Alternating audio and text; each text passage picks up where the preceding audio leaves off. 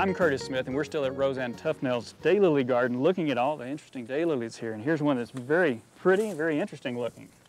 Yes, Curtis, this is an example of a double, and it's an older variety called Double Cutie.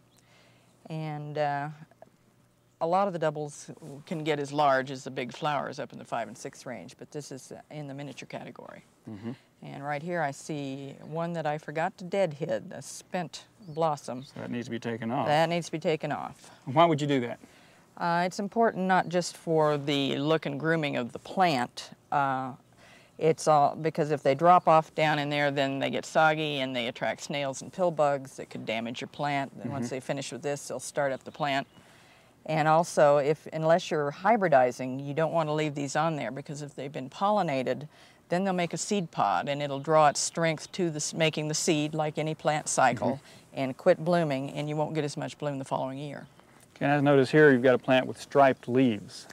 That's a good example of iron deficiency. So we can have iron deficiency problems. Oh, certainly. And this particular stretch of soil has more clay in it than the other layers, and I have trouble with iron deficiency in all the plants up here, so I have to use more ironite, or with the daylilies I mix liquid iron into the liquid feeding.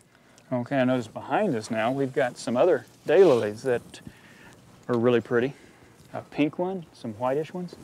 Yes, this is an example of a larger flowered variety. It's Tuscarora Tranquility.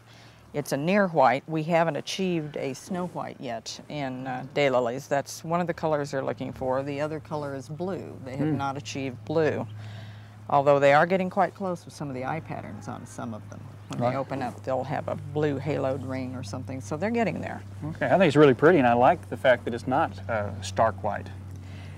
This one is particularly lovely, and it holds up well in the sun. Some of them are more sun-fast than others, and this one does quite nice because the west sun does cook everything on this side. Here in our climate, that's important. Oh, it's very important.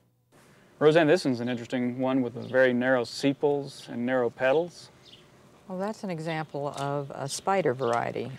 The form and shape of daylilies come in many varieties. This one's a lot smaller than it'll be when it matures, because I just planted it and it had the bloom stored. I went ahead and let it bloom just so I could verify that I had the right variety. But the bloom is, at maturity, should be about 34 inches tall and 11 inches in total width of bloom. But because it's newly planted, its bloom is undersized.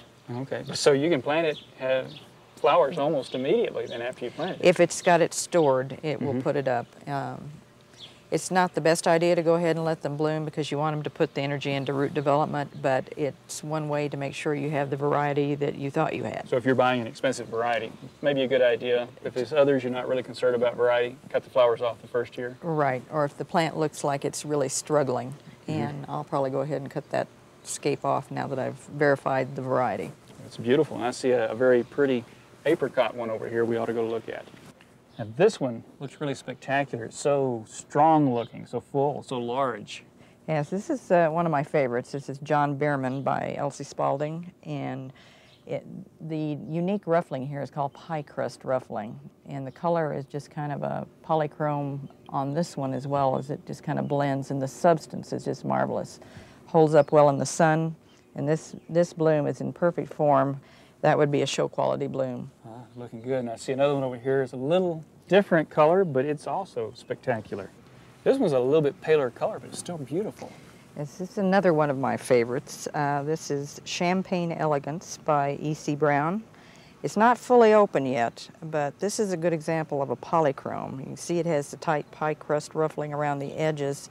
But a polychrome is when you have a base color, which in this case is cream, and then as the sun hits it and it develops and opens more fully, it has kind of like a rouging of two other colors in the plant, making shadows. They're not definitive like an eye pattern or a halo. It's just a blending, so you pick up the tones. Okay, this is beautiful. Now you've got some that have eyes as well, so let's go Yes, look at I those. do. This one's smaller, but it's got this beautiful dark color at the center. Now that's an example of an eyed daylily. It's a small flower, and it's named double button because it's supposed to be a double, but it doesn't consistently double. That's our but climate. I think it could have something to do with the heat and with the climate. But I think it's perfectly lovely as a single. Well, there's a lot of other types of daylilies. We've only shown a few. You've got some purples and some reds.